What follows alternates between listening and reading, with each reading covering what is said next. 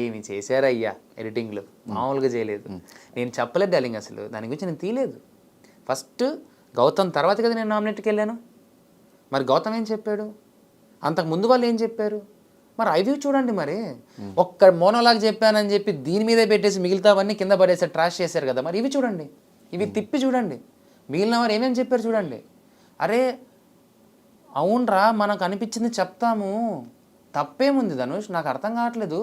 నాకు అనిపించింది నామినేట్ చేసి చెప్తా, అది నాకున్న రైట్ కదా, అది నాకున్న హక్కు కదా. వద్దు ఇలానే మాట్లాడాలి వీళ్ళతో, కంట్రోల్గా ఉండాలి. ఎందుకు, దేనికి భయపడాలా, ఎవరికి భయపడేది అవసరమే లేదు. నేను ఎవరికి భయపడాల్సిన అవసరమే లేదు.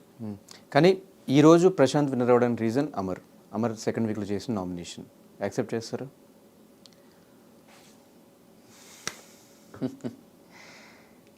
అంటే దీని గురించి ఇప్పుడు నాకు తెలియదు డార్లింగ్. ఇప్పుడు నేను చెప్పడం వల్ల వాడు అయ్యాడో నాకు అవన్నీ తెలియదు.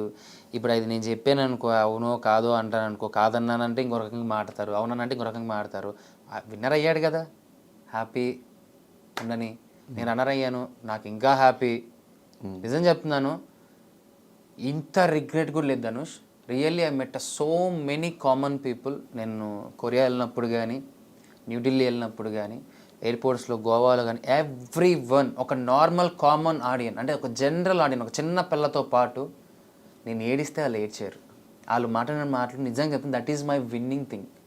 I don't want to wear any makeup, any things ఇలాంటివి మనకన్నీ నాకు అవసరం లేదు. నాకు నాలా ఉన్నాను, నాకు నాలా నేను మాట్లాడినాను. వాళ్ళ ఇంట్లో అందరికీ ఒక కొడుకులా నన్ను చూశారంట, ఒక పక్కింటి అబ్బాయిలా చూశారంట. ఇంత చాలు ధనుష్, ఐఎమ్ హ్యాపీ. నా వల్ల ఎవరికైనా మంచి జరిగితే అంతకన్నా కావాల్సిందేముంది, హ్యాపీ.